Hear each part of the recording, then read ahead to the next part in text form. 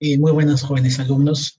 Vamos a continuar con las sesiones, en este caso lo concerniente a la narrativa o narratología parte 2. ¿De acuerdo? Bien, rápidamente podemos empezar socializando nuestros objetivos, ¿no? Objetivo número 1, a ver, me siguen por acá eh, con este cursor. Continuar conociendo los conceptos básicos de la narratología. Objetivo número 2, diferenciar los tipos de tiempo, ¿verdad? Identificar, objetivo número 3, los tipos de lugares o espacios. Y objetivo número 4, diferenciar los tipos de tiempos y personajes, ¿sí? Bien, veamos este preámbulo, ¿no? Una narración está en lo que llamamos un relato. ¿Recuerdan? Un relato es desde la primera palabra que se pronuncia hasta la última, o desde la primera palabra que se lee hasta la última. Entonces, ese relato es el discurso, ¿verdad? Y esa narración, ese relato, tiene una estructura tradicional. Hay una introducción, en esa introducción nos presenta, ¿no? Nos presenta a los personajes, quién va a ser. De repente va a ser Ulises, en el caso de la Odisea. De repente va a ser el caballero Carmelo o Roberto en esa obrita muy conocida de El caballero Carmelo. De repente va a ser Werther, el personaje, en la novela Las huidas del joven Werther, ¿de acuerdo? El tiempo, en qué tiempo se sitúa, el lugar, ¿verdad? Entonces todo eso aparece en la introducción. Una segunda parte en las narraciones, sobre todo tradicionales, está el nudo. Presenta, por ejemplo, en Werther, va a conocer a Carlota, a ver qué va a pasar. Entonces hay un nudo, ¿no? Que plantea el conflicto, ¿no? Porque cuando se entera, se percata que esta chica de quien está enamorado está de novia, ¿no? Entonces, ¿qué ocurre? Entonces, tiene que haber un desenlace, ¿no? Entonces, una tercera parte, ¿ya? Estamos recordando introducción, nudo y desenlace. El desenlace se resuelve, ¿no?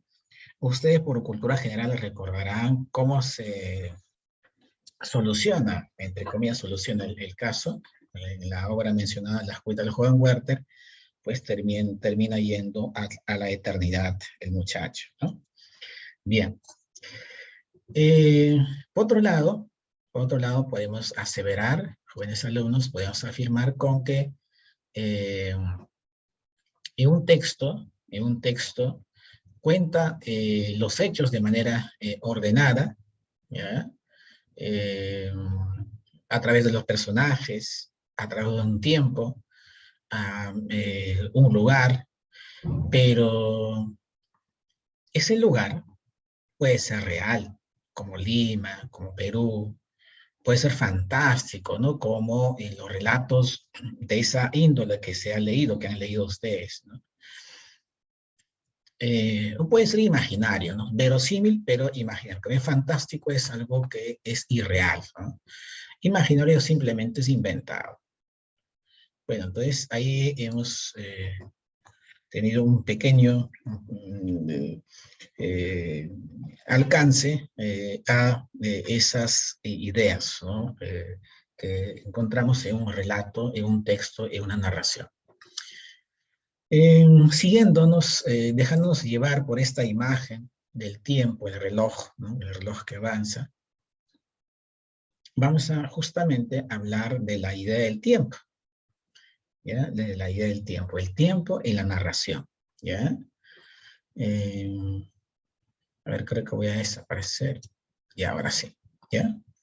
En el mundo narrativo nos dice acá, respecto al tiempo, la historia se desarrolla en un tiempo determinado y sus acciones se organizan según un orden temporal específico. Siempre las cosas tienen su proceso, nada es estático, entonces a eso se refiere. Hay unas preguntas que nos van a ayudar a eh, fijar acerca del tiempo. Dice, ¿cómo determinar el tiempo en una narración? Por ejemplo, dice, ¿no? Paso número 1, atención, reconozca el verbo conjugado y determina el tiempo. Estudié pasado, estudio presente, estudiaré futuro, ¿ya? Entonces, por ahí nos podemos percatar en qué tiempo se encuentra. Otro alcance. Pueden también haber rastros verbales que marcan lo temporal, como por ejemplo, adverbios después, ayer, antes, mañana, dentro de 5 años, hace varios años, hace mucho tiempo, dentro de poco, etcétera, ¿no? Una tercera pista para poder fijar el tiempo es que hay épocas o fechas determinadas, ¿no? Relativo al pasado, futuro, presente. Eh, en el pasado, ¿no? En el presente ocurre esto, ¿no? En su pasado, ¿no? Se recordará después, etcétera, se está proyectando, ¿no? Pues pueden ser épocas, ¿no? Edad Media, ¿verdad? Revolución Francesa, Revolución Industrial, las guerras mundiales, etcétera, ¿ya? Por ejemplo, hablando de las guerras mundiales, recuerdo en ese instante uno de los cuentos de Jorge Luis Borges que se llama El jardín de senderos que se bifurcan, ¿no? Está ambientada en la Segunda Guerra Mundial, ¿ya? ¿Ya? Jovencitos, entonces eso es, ¿ya? Ahora bien, leamos pues este pequeño párrafo, ya jovencitos, leamos este pequeño párrafo que dice así de Calixto Garmendia, ¿no? Dice, déjame contarte, le pidió un hombre llamado Remigio Garmendia a otro llamado Anselmo, levantando la cara. Todos estos días, anoche, esta mañana, aún esta tarde, he recordado mucho.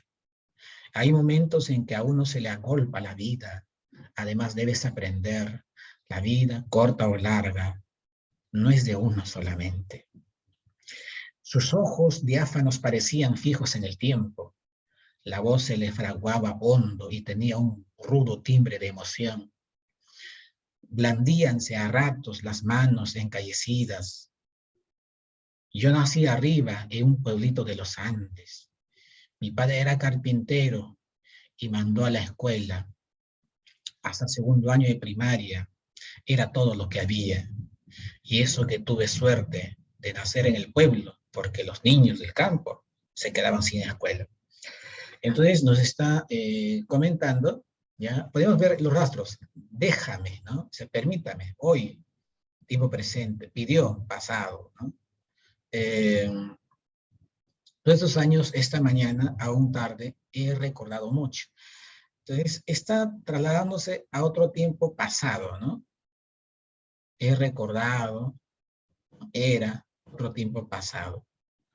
Vemos acá dos tiempos, ¿no? Vemos acá dos tiempos. Entonces dice, ¿no? Se puede inferir del fragmento que el narrador en tiempo presente, ¿ya? El narrador en tiempo presente, ¿sí?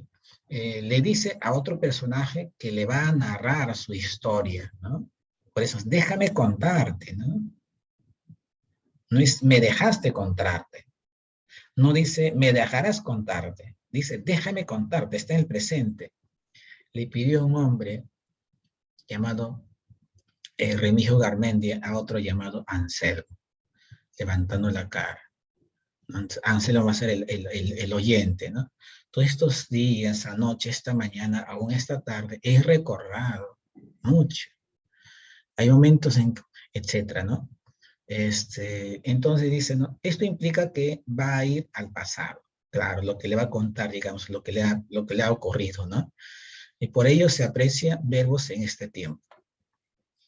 Bien, entonces ahí está a entender, ¿no? Con esa pista, con ese rastro de los verbos, ¿no? De los tiempos, aludidos a través de la acción, a través del verbo. El tiempo de la narración, intratextual, Lisa, el tiempo de la narración. Entonces acá vemos el tiempo en la narración. el tiempo y la narración. En cambio acá, de manera intratextual, dice, este aspecto se refiere a la vinculación entre la situación temporal del narrador, en qué momento es el narrador, en tanto constructor del relato, tiempo del relato, ¿ya? Con respecto al orden cronológico de la historia, tiempo de la historia. A ver, entonces tenemos dos categorías, tiempo del relato, tiempo de la historia. La historia la hace un personaje, como por ejemplo, ya, señorita, tu historia, si fueras el personaje, ¿no? Tu historia, desde que, por ejemplo, si nos contaras nada más de ayer, entonces la historia, el tiempo de esa historia sería lo que empezaste en la mañana hasta la noche, o el joven en tu caso, desde la mañana hasta la noche, si fuera ayer. Entonces, es el tiempo de la historia. En cambio, el tiempo del relato es la manera como se ordena esa historia. Entonces, lo que han hecho ayer ustedes, si fueran personajes de un relato, ¿no? Nuestro, mío, etc., el tiempo del relato es la parte que voy a contar de su historia, de su tiempo de la historia. Entonces yo, si fuera clásico, voy a contar a las 8 han tomado su desayuno, o ha tomado su desayuno, ¿no? A la 1, 2 ha almorzado, ¿no? Y a las 7, 8 ha cenado. Entonces, si decido contar la historia, porque por alguna razón conviene contarla así, entonces ese es el tiempo del relato, que coincide con el tiempo de la historia, con el tiempo cronológico. Sin embargo, no siempre va a coincidir. De repente algo más llamativo es lo que han hecho en la cena. Entonces voy a contar ahí. ¿Ya? Puedo contar hacia atrás, puedo mezclar, etc. Entonces, dependiendo qué es lo que quieren narrar, ¿no? Es la manipulación, ¿no? De la historia, ¿no? Por parte del narrador. A ver, veamos, el tiempo de la historia. Y acá, una segunda explicación. Dice, el tiempo de la historia presenta las acciones, ¿ya? Por ejemplo, les ponía como ilustración a tu persona joven o a tu persona señorita, ¿no? Señorita, tú que estás viendo esta grabación, o joven, tú que estás viendo esta grabación. ¿Ya? Entonces, presenta las acciones en un orden o relación lógico-causal, es decir, orden cronológico. Por eso le decía, ¿no? Yo voy a contar su historia de ayer, desde la mañana hasta la noche. Secuencial en que transcurren las acciones desde que se ocurre primero hasta el final. Sigue el siguiente esquema, acá hay un esquemita, ¿no? Dice, ¿no? Inicio, nudo, desenlace. Entonces yo les ponía pues desayuno, almuerzo y cena, por mencionar. En cambio el tiempo de relato, dice acá, es la disposición u orden estética, la orden estética que origina el narrador. Por lo que en ella hay quiebres, retornos al pasado, viajes, etc., ¿no? De repente, como les dije, ¿no? Narro, ¿no? De la señorita, ¿no? La cena que tuvo, pues, una emoción, no sé, pues, una emoción académica, una emoción sentimental, una emoción familiar, qué sé yo. Entonces narro desde ahí. Ya narro desde ahí. Porque conviene, digamos, impactar con eso, quizá. ¿Ya? O quizá en toda la historia voy a narrar esa idea. Apunta a la organización y disposición interna, intratextual, en la que la narración presenta las acciones de la historia. De ahí que pocas veces el tiempo de la historia y del relato coincida. Ya solo en las obras clásicas coincide el tiempo de la historia y el tiempo de cómo narra el narrador. ¿Ya? En las obras modernas eso no ocurre, ¿no?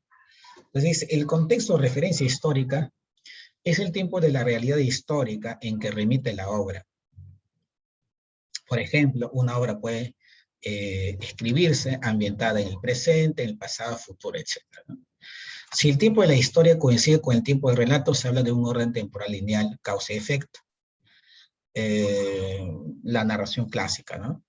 El tiempo en la obra narrativa ¿ya? Adquiere un valor diferente según se trate de un relato imaginario, con características realistas o fantásticas, ¿no? Entonces, dice, puede referirse a un hecho histórico en orden que se encuentran los hechos, o puede, o bien el tiempo real del lector que se está ocupando del texto. El tiempo ficticio no se corresponde con el tiempo real, pues organiza un modo singular el acontecer. A ver, en pocas palabras nos dice acá, ¿no? Los tiempos, los tipos de tiempo pueden variar. Por ejemplo, cuando el tiempo, bueno, hay tiempos que son realistas, lo que nosotros conocemos, si se refiere a hechos históricos, por ejemplo, ¿no? Pero en obras fantásticas, ¿no? Un poco el tiempo cambia, no tiene la misma lógica. Entonces se habla de un tiempo ficticio que no corresponde al tiempo real, ¿no? Que ahí los años son más, por ejemplo, pensemos en Plon Ubar Orbis Tertius, ¿no? De Borges también. Hay otro tiempo, ¿no? Igual pensemos en el tiempo de Pedro Páramo, de Juan Rulfo, ¿no? Hay otro tiempo. El tiempo de la historia. No olviden que el tiempo de la historia es el tiempo cronológico, ¿no? En nuestra lógica es el tiempo cronológico. Por ejemplo, dice, ¿no? 4 de mayo de 1771. 20 de diciembre de 1772. ¿No? El inicio, respecto a las novelas del pueblo joven Werther, cuánto me alegro de haber partido, ay, mi amigo mío. Lo que es el corazón del hombre, alejarme de ti, a quien tanto quiero, a quien era inseparable, y sentirme dichoso. Entonces, así empieza esa historia el 4 de mayo. Es como le decía, la hora del desayuno, en ese mismo ejemplo que les puse hace un instante. 20 de diciembre dice, agradezco, querido Guillermo, que tu amistad haya comprendido tan bien lo que yo quería decir. Tienes razón, mejor que puedo hacer es marcharme, ¿no? Se refiere al suicidio, ¿no? Entonces, en las cuitas del joven Werther, el tiempo de la historia abarca desde el 4 de mayo del 71 hasta el 20 de diciembre del 72, ¿no? Tiempo de la historia. Tiempo de relato. En la Ilíada, nos dice acá un ejemplo, ¿no? En estas dos obras, el tiempo del relato dura 60 días, dice. En la Ilíada, la guerra de los troyanos y los griegos, 10 años. Ya, 10 años. Pero solo se relata el último año y esta dura menos de 60 días. ¿Qué significa eso, muchachos? ¿No? Como les dije, ¿no? Si nosotros contáramos, ¿no? La historia de ustedes, ¿no? La historia de ustedes, por ejemplo, si en la cena ocurrió algo interesante, puede empezar a contar de ahí, o de repente en el almuerzo, etcétera, ¿no? Entonces va a depender de lo que quiere contarnos, ¿no? Por ejemplo, en la Ilíada no quiso contarnos cómo salió Helena, ¿no? Porque con Helena en sí la historia sería pues amorosa, ¿no? Entonces tampoco nos quiso contarnos exactamente lo que le ocurre en este nivel, en este grado, a Agamenón, ¿ya? Sino al más emblemático de la guerra, ¿no? Entonces, ¿quién es el más emblemático de la guerra? Aquiles. Por eso que el tema es la cólera de Aquiles. Entonces, eso encontró en el 10º año. Entonces, ese es el tiempo de relato. Bien, veamos las disposiciones narrativas, ¿ya? Digamos, la presencia, ¿no? De los acontecimientos. Dice, por lo vertido anteriormente, ¿ya? Tiempo de la historia, ya tiempo de la historia es la cronología, con el tiempo real, aunque eso puede variar de acuerdo si la narración es realista, histórica, o si la narración es fantástica.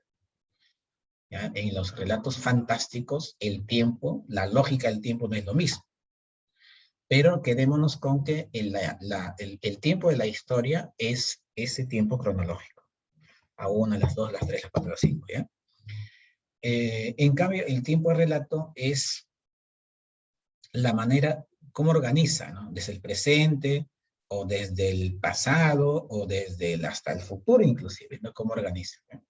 Entonces, por lo vertido anteriormente, los acontecimientos de un texto narrativo tienen un orden cronológico, es decir, del tiempo de la historia, y que corresponde a la organización lógica y temporal de los hechos. Sin embargo, el autor puede alterar en las obras modernas del siglo XX ese orden desde el final, del el medio o del inicio, ¿no? Y organizar artísticamente, de acuerdo a lo que quiere expresar, los hechos con el objetivo de producir diversos efectos al lector.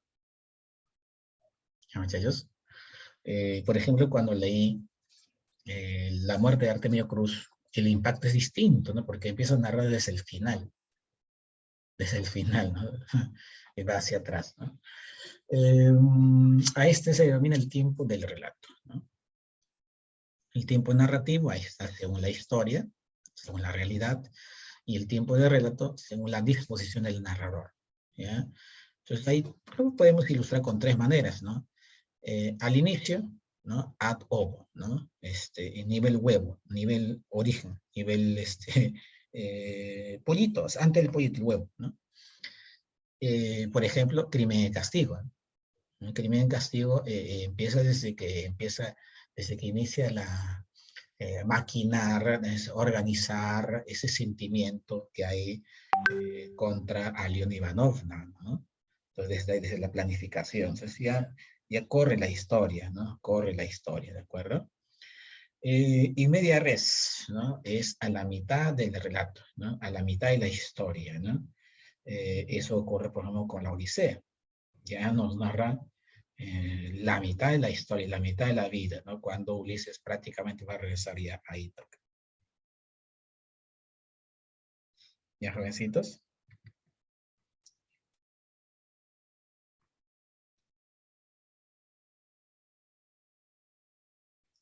Ahora bien,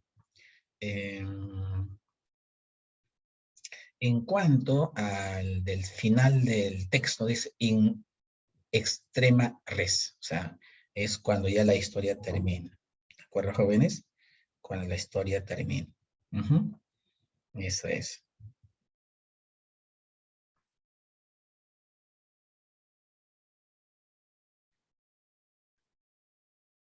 Y un ejemplo es justamente, ¿no? La crónica de una muerte anunciada.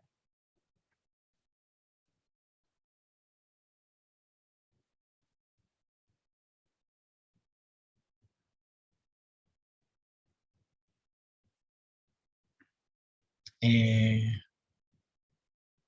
a ver, veamos luego de estas imágenes. Ajá. A ver, vamos a poner todo esto para poder entender la lógica.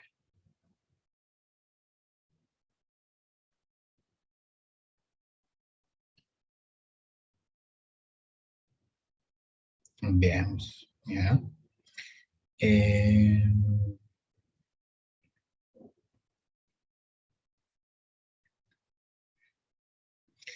en cuanto a esta, a ver, el tiempo de relato es el orden en que el narrador presenta los hechos, ¿no? De acuerdo a lo que quiere transmitir, ¿no? Puede narrarlo según el orden natural, según la historia cronológica. El orden de los acontecimientos se presenta en orden lógico, inicio, desarrollo, nudo, desenlace, ¿no? Y el cronológico sin alteración temporal de la historia narrada. Muchos ejemplos, ¿no? Tenemos la metamorfosis, ¿no? Desde que se transforma hasta que muere, ¿no? Gregorio Sanz. Otro ejemplo que vemos para aprovechar el PPT, los ríos profundos, desde que el niño Ernesto y su padre van a Cusco, termina en el colegio de Abancay, y a raíz de la peste regresa, ¿no? Al Cusco, ¿no? A la casa del viejo. Y eso es de manera lógica, ¿no? De manera temporal, ¿de acuerdo? Entonces hay un orden natural ahí. En cambio, hay un orden artificial, ¿ya? Hay un orden artificial, estimados alumnos, ¿no? Hay un orden artificial eh, en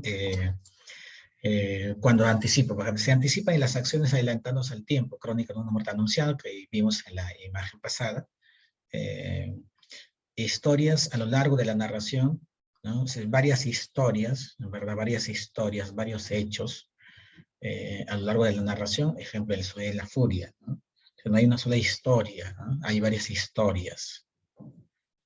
Eh, o se traslada al pasado en el caso de la Odisea, ¿no? Desde la mitad, ¿no? Hacia atrás y termina casi al final.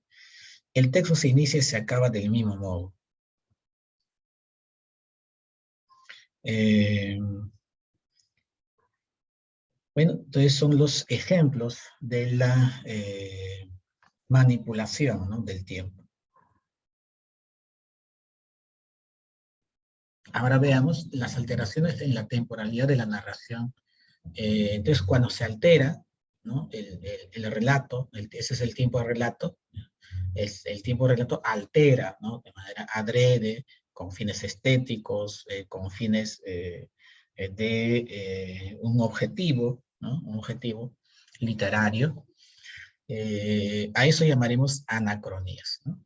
El orden temporal del relato en muchos casos es alterado por el narrador, quien rompe el orden lógico lineal de la historia, disponiendo el discurso narrativo en diversas formas.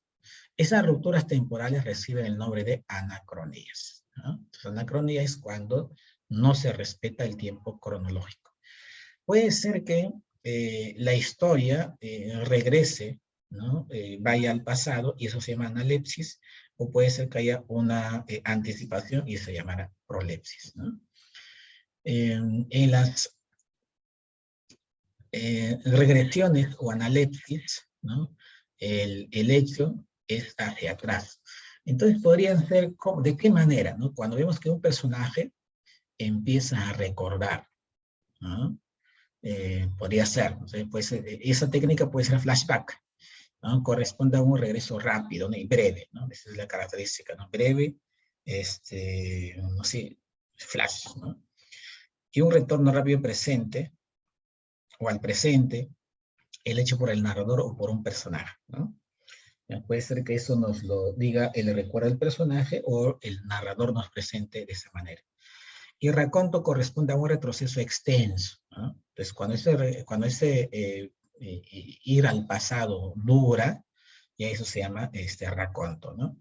Dice, ¿no? El tiempo y un retorno al presente recordando hechos directamente a través de los personajes. Bueno, las anticipaciones, dicen. Se relata un acontecimiento que ocurrirá después del tiempo en que se está llevando a cabo el relato, ¿no? Y una mirada al futuro, ¿no? Hay dos tipos, dice, ¿no? Uno, flash forward, ¿no? La proyección hacia el futuro es breve e instantánea. La premonición. La visión es hacia el futuro, el narrador en forma directa o a través del personaje hace una vasta incursión en lo posible, ¿no? Encontramos en las planificaciones, eh, el famoso flash forward, encontramos de manera breve también, que es brevísimo, por ejemplo, imaginarse, ¿no? A una situación, ¿ya? A una situación. ¿Ya, muchachos?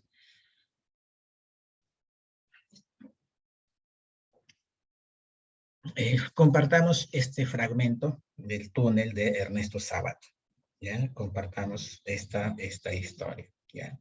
¿Qué dice esta historia?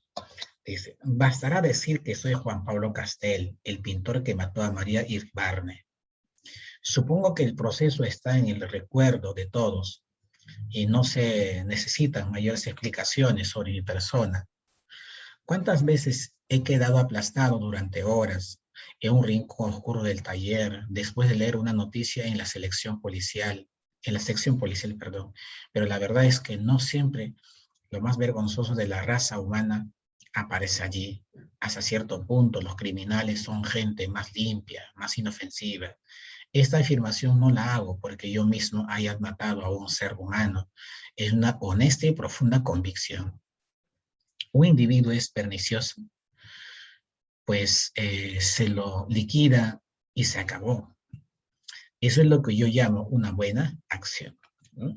El túnel, les está recordando sus tormentos, ¿no? Juan Pablo Castel, ¿no? Está recordando en el presente un pasado, ¿no? Entonces es un relato desde el final, ¿no? Desde el final, porque ya corrió, ya terminó. En cambio acá, veamos a Los gallinados sin plumas bueno, de Julio Ramos Ribeiro, ¿no? ¿Ya? Dice, a las 6 de la mañana la ciudad se levanta de puntillas y comienza a dar sus primeros pasos.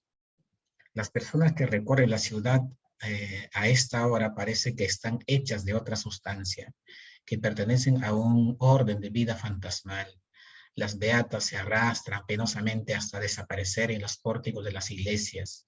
Los noctámbulos macerados por la noche regresan a sus casas envueltos en sus bufandas y en su melancolía.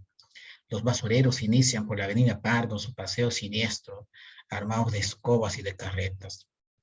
A esta hora se ven también obreros caminando hacia el tranvía, policías bostezando contra los árboles, canillitas morados de frío, sirvientas sacando los cubos de basura. A esta hora también, por último, como aún una especie de misteriosa consigna, aparecen los gallinazos sin plumas. Entonces, desde las 6 de la mañana, ¿sí? Según minuto a minuto que transcurren las cosas, ¿no? Me empieza a narrar. Entonces acá vemos, ¿no? Que la disposición del relato es del inicio al final, ¿no? De eso nos percatamos así. ¿Ya? Entonces, dejamos el tiempo, dejamos el reloj y empezamos a, según estas imágenes, a socializarnos, ¿no? Con el espacio, ¿ya? Con el espacio, jóvenes alumnos. Entonces, si nos socializamos con el espacio, tenemos, por ejemplo, la ciudad, un espacio abierto, también el campo, ¿no? Claro, está en forma de dibujos, ¿no? Ya, besitos. Muy bien, entonces tenemos acá eh, el espacio de la narración, el lugar. Vamos a definir. El espacio es el lugar donde transcurre la acción de una obra narrativa, es decir, el escenario donde los personajes desarrollan sus acciones. También podemos definirlo como el conjunto de componentes físicos. Ese es importante porque no es necesariamente los espacios físicos que conocemos, ¿no? Una avenida, una casa, una habitación, no necesariamente va a ser de esa manera, jóvenes alumnos, ¿ya? Porque, porque dice acá que otros espacios, ya mira, los otros espacios pueden ser los componentes físicos que sirven de escenario para la acción y movimientos de personajes, lugares geográficos, interiores, decoraciones, objetos. Determinación de espacios, ¿no? El espacio de un relato se determina inicialmente a partir de situaciones de enunciación del narrador, aquí, de donde se narra, desde donde está narrando, ¿no? Por ejemplo, claramente recordamos el inicio de Conversación en la Catedral. Cuando sale, ¿no? La crónica, y empieza a ver que todo está mal, ¿no? Todo está mal. No quiero reproducir la palabra que puede sonar chocante, ¿verdad? Desde la avenida Tacna, ¿no? Y empieza ahí. Ese es el aquí. Desde entonces, desde donde se narra. Luego pueden aparecer otros espacios en el transcurso de la historia. Desarrollo argumental, ¿no? Ya de acuerdo ya a las causas, consecuencias, ¿no? Alienación de Ribeiro. Dice, pero no anticipemos. Precisemos que se llama Roberto, que años después se le conoció por Bobby, pero que en los últimos documentos oficiales figura con el nombre de Bob. En su ascensión vertiginosa hacia la nada, fue perdiendo en cada etapa una sílaba de su nombre. Todo empezó la tarde en que un grupo de blanquiñosos jugábamos con una pelota en la Plaza Bolognesi. Era la época de las vacaciones escolares y los muchachos que vivíamos en los chalés vecinos, hombres y mujeres, nos reuníamos allí para hacer algo con esas interminables tardes de verano. Entonces, el narrador, en este caso, nos menciona un lugar donde ocurren las acciones, al menos ahí empezaron las acciones en la plaza Bolognesi. Otro espacio, la época de las vacaciones escolares, los chalets, con alienación de Julio Ramón Ribeiro. ¿Ya?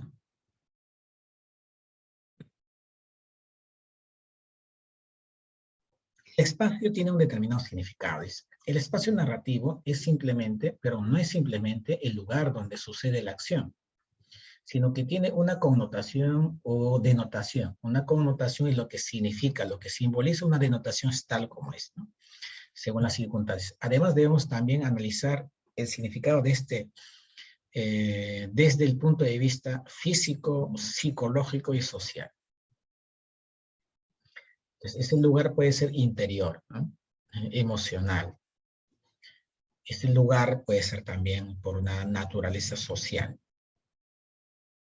Todos los espacios significan algo, además de registrar su carácter denotativo, por ejemplo, un cementerio. Vemos que este adquiere connotaciones dentro del relato, ¿ya? No sé, asociamos pues, ¿no? El cementerio con algo, ¿no? Si fuera una iglesia, asociamos con otra sensación, ¿no? Si fuera un restaurante, un bar, asociamos con otra sensación.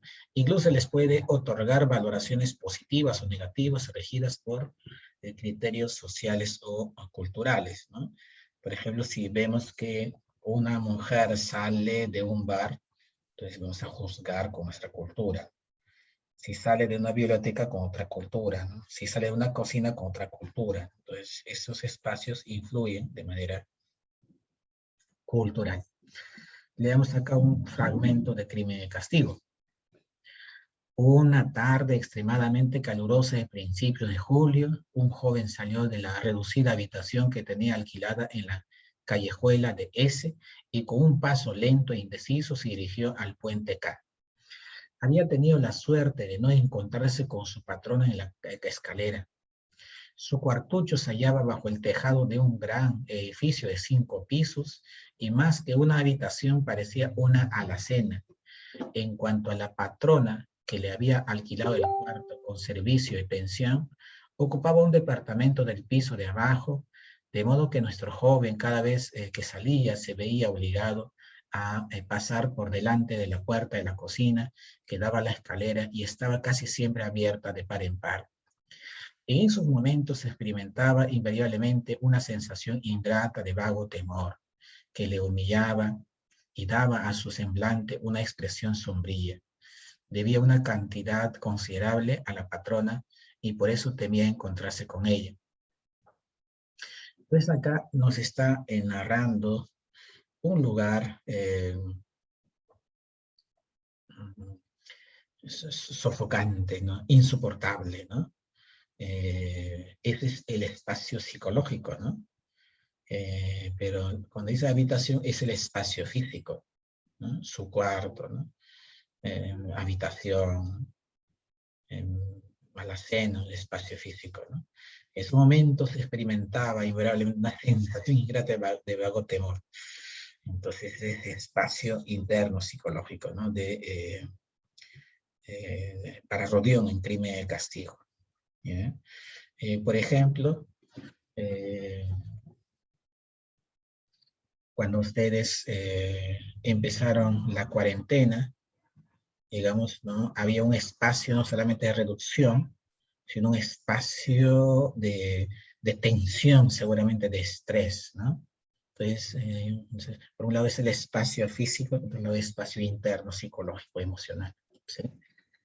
En cambio, cuando después de tiempo salieron a la playa, no sé, pues ya otra sensación, otro espacio, ¿no? psicológicamente hablando y físicamente hablando.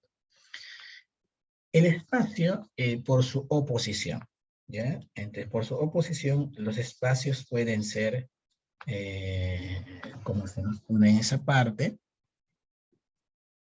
con las siguientes características, ¿no? Esos espacios, en cuanto a opuestos, pueden ser así. A ver, ¿ya?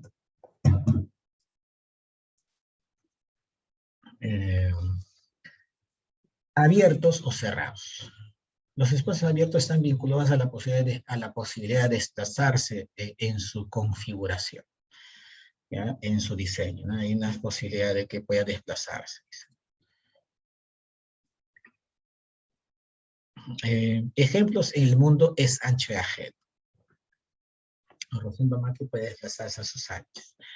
Ejemplos, a la ciudad de San Petersburgo, ¿no? Con un rodeo, ya puede desplazarse, ¿no? Puede ir a Porfirio Petrovich, es su perseguidor, puede ir a donde cometió el crimen, puede ir donde su amiga Sonia, ¿no? O sea, hay una libertad, desplazamiento físico, literal, ¿no? Los cerrados, contrariamente a lo anterior, a la posibilidad de desplazarse, hay una escasa posibilidad de comunicación con otros espacios, ¿no? Con otras sensaciones. Ejemplo, ¿no?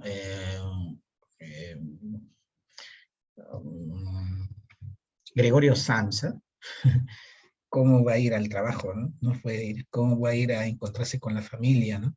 O integrarse con la familia, ¿no? Tiene que ser encerrado ahí, ¿no?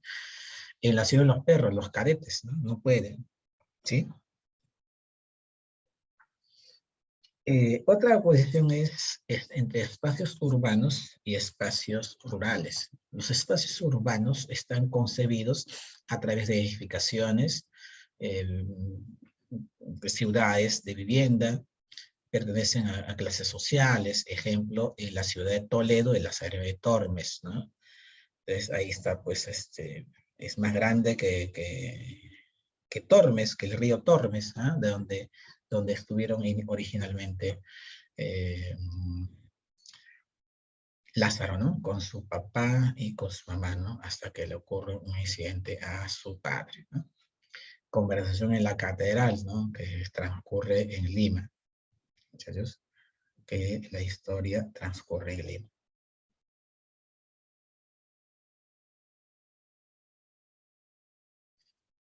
Jovencitos.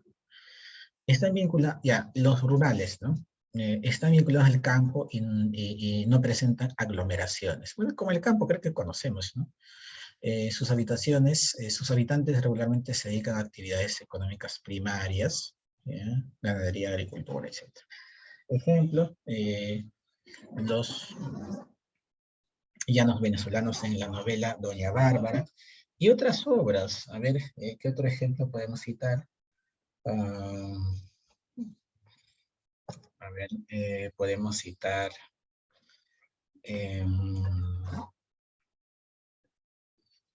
ya, pues el mundo es ancho y ajeno. Otra obra puede ser Redoble Porranca de Scorza, ¿no? Muchachos, eso es. Bueno, ahí están con imágenes. Ya hemos hablado del tiempo de la narración, tiempo del relato. Hemos hablado de los espacios no solamente son los lugares físicos, también pueden ser los lugares internos, ¿no? Los lugares internos, lugares psicológicos. Los más conocidos son abiertos, cerrados, urbanos, rurales. Ahora hablemos de tipos de espacio y tiempo en textos. ¿Ya? Practiquemos eso, ¿no? En La ninfa, el poeta asiste a una tertulia en el castillo de una famosa actriz. A la mañana siguiente, el protagonista es sorprendido por la aparición de la ninfa, que sale del estanque. Ya en el almuerzo, Lesbia menciona el hecho de manera coqueta frente a los comensales. Entonces acá tenemos el espacio. En cuanto al tiempo de la historia, Él dice, ¿no? Desde la noche pasada hasta el almuerzo del día siguiente. El tiempo de relato es orden natural. Inicio, nudo, desenlace, ¿no? Desde la mañana hasta la hora del almuerzo. Desde la noche, en todo caso, ¿no? Espacio cerrado, ¿no? Ya tienen que regirse a las formas de vida de un palacio. ¿Ya? Otro ejemplo, también siguiendo con Rubén Darío, en El pájaro azul dice, Garcín, un estudiante, deambula por diversos lugares de París, el café Plombier, Bolivares y hasta campiñas cercanas. Tras un ultimátum de su padre para que retorne a llevar sus negocios de la familia, Garcín decide suicidarse. Dice, ¿no? Tiempo de la historia, tiempo real, eso, indeterminado, dice, ¿no? Eh, pero aparentemente solo transcurren algunos meses. El tiempo del relato, orden natural, inicio, nudo, desenlace. ¿Ya? Desde que aparece el personaje, ya, sus conflictos y hasta la negación de su padre, con el cual él se despide de este mundo.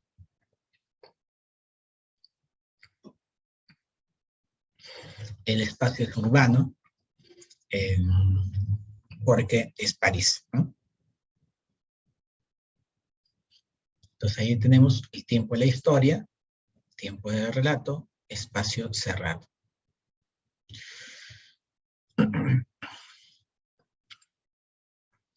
Bueno, eso ha sido respecto a la parte teórica. Vamos a ir a desarrollar las preguntas. Ya, jóvenes, vamos a ver con las preguntas. Un segundito, vamos a cambiar esto, ¿ya? Vamos a cambiar, jóvenes, la...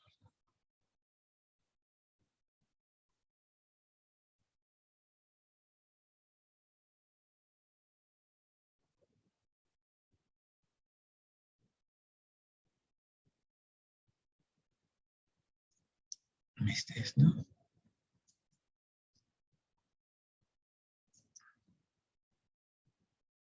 Dirigidas. Sí, esas son las dirigidas. ¿Ya, jóvenes?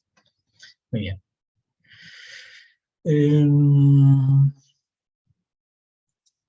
Ya está.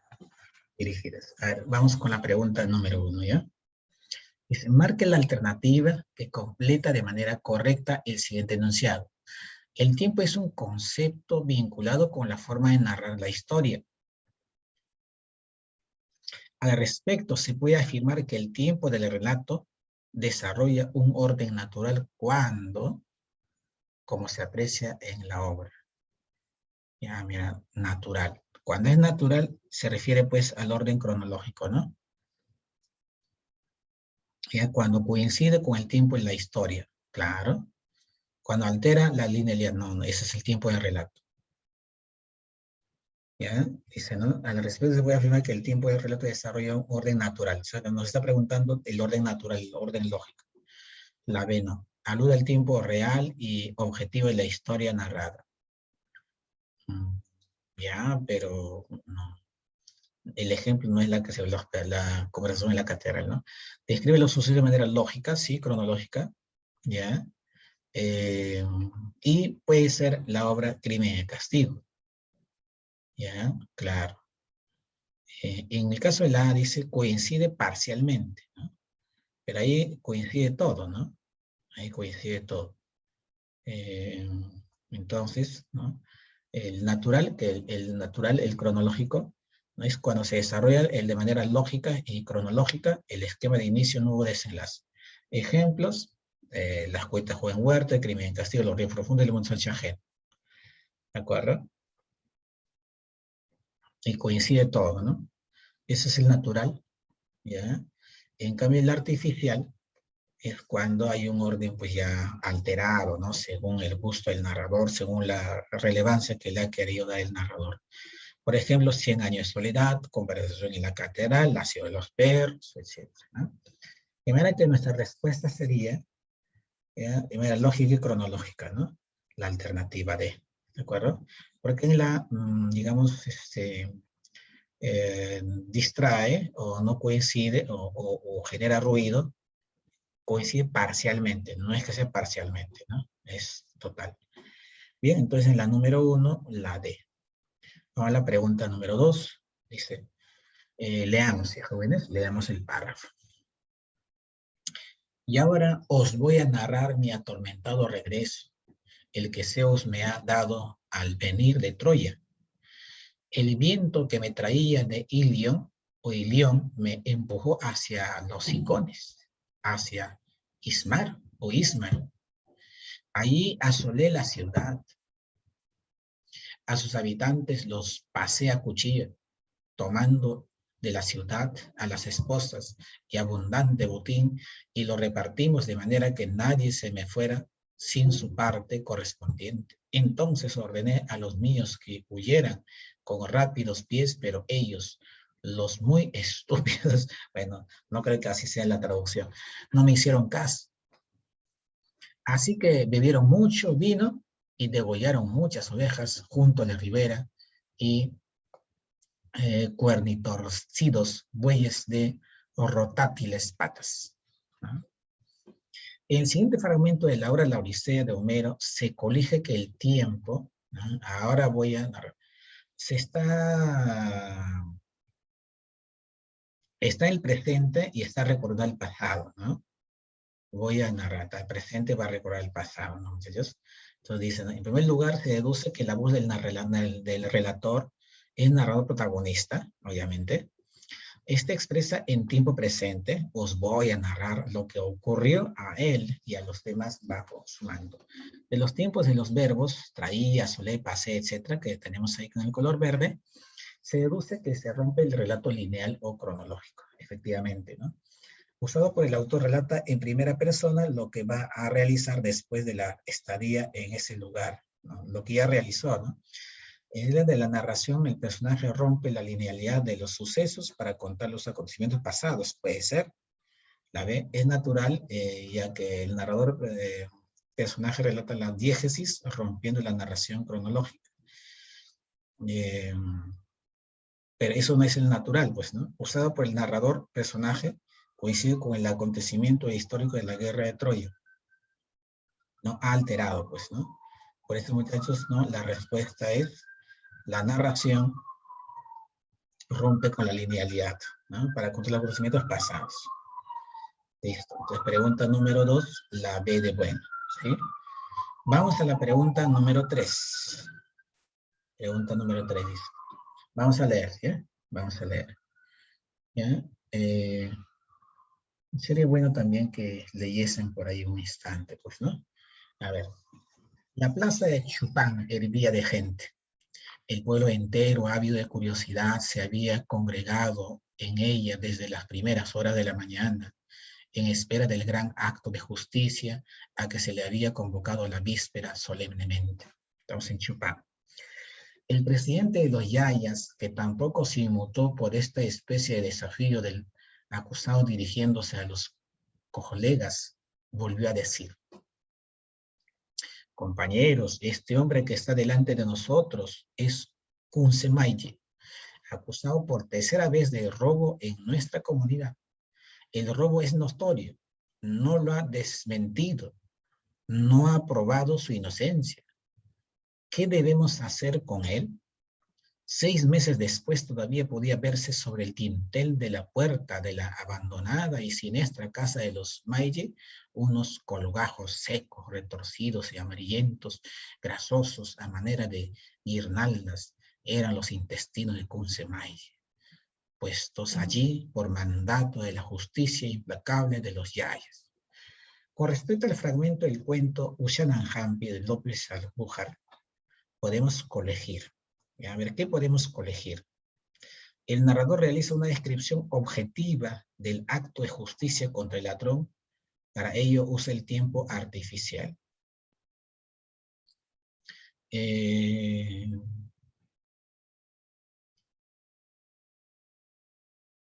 A ver, vemos que hay una secuencia, ¿no? Pueblos enteros. Hay una secuencia ahí, de manera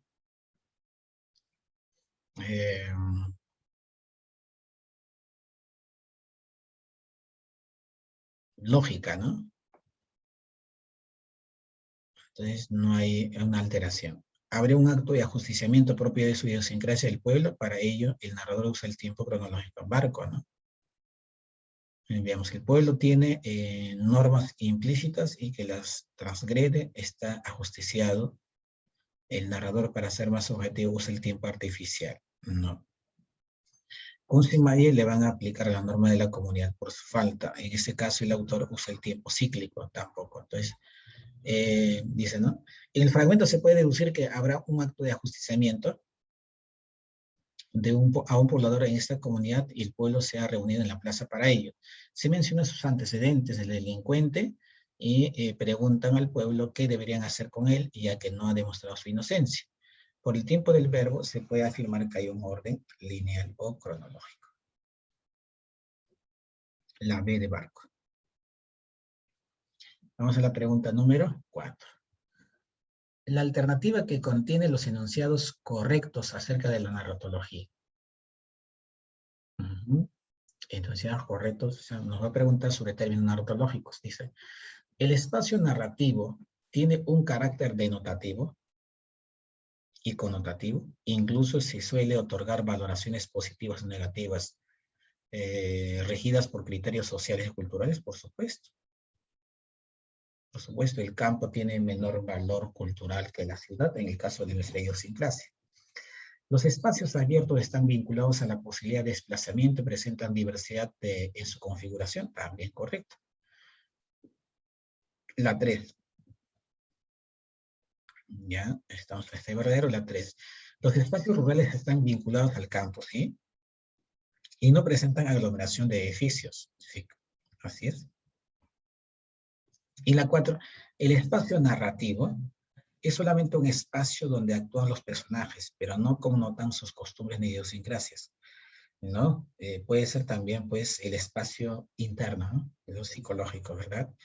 Por lo tanto, eso es falso. Por eso, el espacio como fomento, como elemento de de la narrativa, no solo es el escenario, sino que connota, según el contexto, miedo, terror, alegría, desigualdad, etc. ¿no? La respuesta 1, 2 y 3, la B de barco. ¿Jóvenes? Muy bien, entonces esto es un párrafo de Pedro Páramo, de Juan Rulfo. Entonces también empecemos a leer. Dice, vine a Comala porque me dijeron que acá vivía mi padre, un tal Pedro Páramo. Mi madre me lo dijo, y yo le prometí que vendría a verlo en cuanto ella muriera. Le apreté sus manos en señal de que lo haría, pues ella estaba por morirse, yo en un plan de prometerlo todo. No dejes de ir a visitarlo, me recomendó. Se llama de este modo y de este otro. Estoy segura de que le dará gusto conocerte.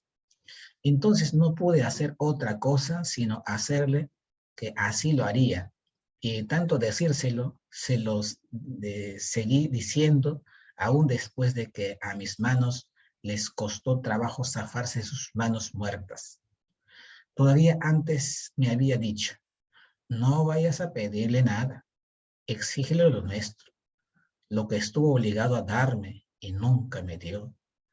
El olvido en que nos tuvo, mi hijo, cóbraselo caro. Así lo haré, madre, pero no pensé cumplir mi promesa hasta que ahora pronto comencé a llenarme de sueños y darle vuelo a las ilusiones.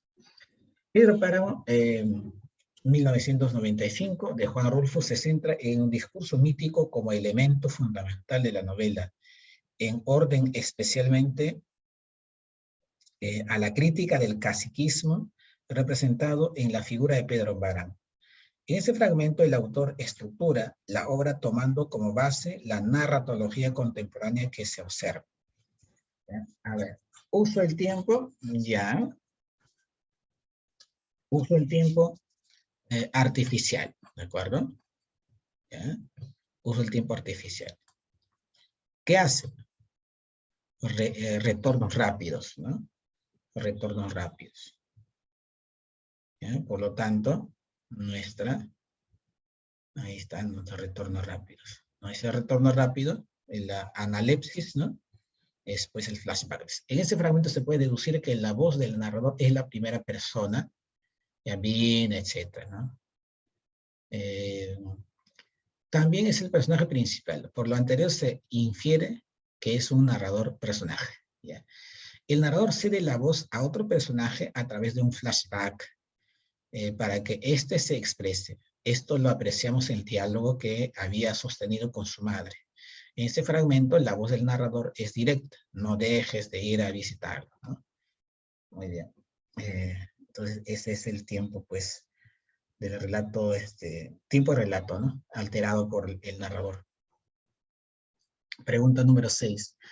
Dice, es clásico inicio de la novela La conversación en la catedral, ¿no? Desde la puerta de la crónica, Santiago mira la avenida Tacna sin amor.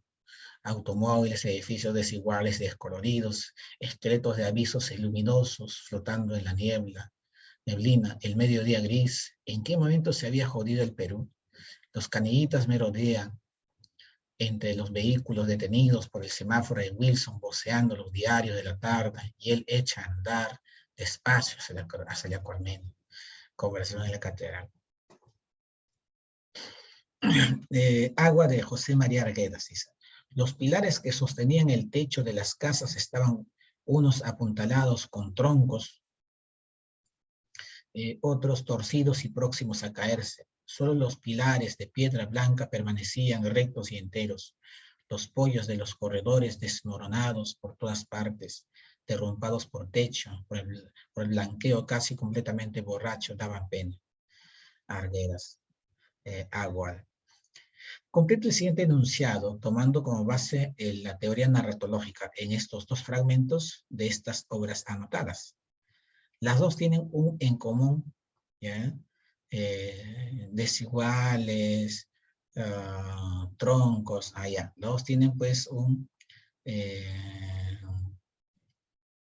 una descripción, ¿no? Un narrador extratextual, omnisciente en tiempo. No vemos aspectos internos, ¿no? Descripción objetiva de los objetos o hechos, ¿no? Ahí está el espacio, ¿no? Narrador homodigético, ¿no? Es heterodigético, ¿no? Está externamente. La presentación inverosímil de los hechos. ¿No? Bueno, no exactamente los hechos, ¿no? Sino de la narración del espacio. De manera que sería pues la descripción de los objetos o hechos del espacio, ¿no? Pues acá tenemos la reafirmación. En estos dos fragmentos se puede inferir, entre otros, lo siguiente. La voz del narrador es omnisciente, ¿no? ¿Conoce? Hay una descripción objetiva y verosímil de los objetos o hechos. Descripción. En la primera podemos apreciar que el escenario es urbano por el ejemplo, la avenida Tacna, Wilson y La Colmena, lleno de edificaciones, automóviles, canitas. En segundo, de Arguedas, se puede apreciar que el escenario es el medio andino o rural en la que se describe pilares, troncos, pollos, casas de adobes desmoronados. Los espacios se contraponen por la ubicación y la modernidad o la precariedad. ¿Ya? Penúltima pregunta, jóvenes, penúltima pregunta. Dice 7. Cruzó la pista y se internó en un terreno salpicado de basura, desperdicios de albañilería y excrementos. Llegó a una calle desde allí divisó al famoso mercado, el mayorista, del que tanto había oído hablar. ¿Eso era Lima? ¿Lima, Lima? La palabra le sonaba hueco. Recordó, su tío le había dicho que Lima era una ciudad grande, tan grande que en ella vivían 1 millón de personas. La bestia con 1 millón de cabezas, Esteban había soñado hacía unos días antes del viaje. En eso, una bestia con 1 millón de cabezas. Y ahora él, con cada paso que daba, iba internándose dentro de la bestia.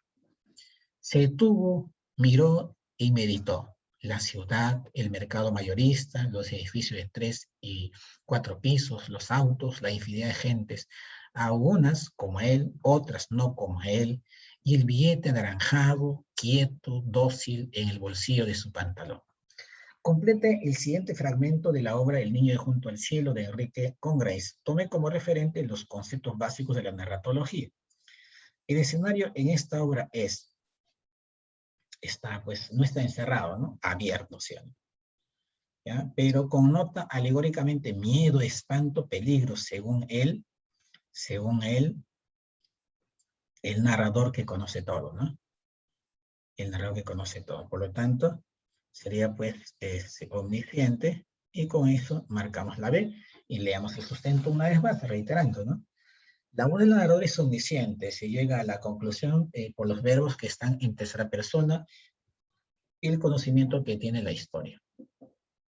Asimismo, el espacio es abierto, pero connota alegóricamente la ciudad bestia con un millón de cabezas, para el personaje miedo, inseguridad, ¿no? La bestia. Bueno, jóvenes, de esta forma llegamos a la última pregunta, en este caso con el relato de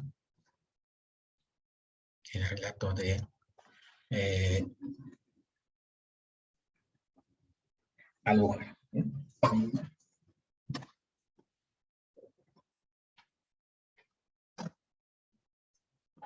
La batería siempre acabando acá. Listo. 8. Marabamba, Rondos y Paucarbamba. Los tres moles, 3 cumbres, 3 centinelas que se yerguen en torno a la ciudad de los caballeros de León de Huánuco. Los 3 jirca yayaj, que llaman los indios. Mirabamba es a la vez triste, bello, con la belleza de los gigantes y la tristeza de las almas solitarias. En sus flancos graníticos no se ve ni el verde de las plantas, ni el blanco de los vellones, ni el rojo de los tejados, ni el humo de las chozas. Es perpetuamente gris, con el gris melancólico de las montañas montañas muertas y abandonadas. Durante el día, en las horas de sol, desata todo el orgullo y su fiereza, vibra y reverbera, abraza, crepita. El fantasma de la insolación pasea entonces por sus flancos. En las noches lunares su tristeza aumenta hasta reflejarse en el alma del observador y hacerle pensar en el silencio trágico de las cosas. Las 3 jircas de López Albujar. De acuerdo con el fragmento, el cuento citado señala la opción que expresa correctamente el espacio, su definición respectiva. A ver, ¿qué encontramos en el espacio? Relata un conocimiento a los lectores de manera objetiva o denotada, las 3 jircas, espacio abierto. ¿No? Espacio abierto sí, pero de manera objetiva. Es objetivo cuando dice vibra, reverbera, abraza. Esas son sus sensaciones, ¿no? Describe con conocimiento lo que siente, piensa el narrador de las 3 cumbres, espacio abierto. Está mejor, ¿no? El narrador describe con bastante objetividad, tampoco, ¿no? El autor menciona la descripción de estas 3 jircas, su idiosincrasia de esto espacio mixto, ¿no? No hay tanta ciudad, ¿no? Entonces es más rural, abierto, ¿no? Bien, jóvenes, justamente la reafirmación a través del sustento. En este fragmento la voz del narrador es omnisciente, ya que este representa la mentalidad y las creencias del hombre andino sobre estas 3 jircas. Este narrador describe de una manera connotada a las 3 jircas, 3 cumbres, espacio abierto, pero peligrosas para ello usa figuras literarias como el animismo y la metáfora, ¿no? Que el demasiado calor hace calor y el frío es frío, en la noche da miedo, etc., ¿no? Bien, jóvenes, entonces la respuesta ahí está de manera consolidada. Bueno, muchísimas gracias por estar ahí. Entonces, hasta esta parte pues nos alcanza el digamos, ¿no? La sesión.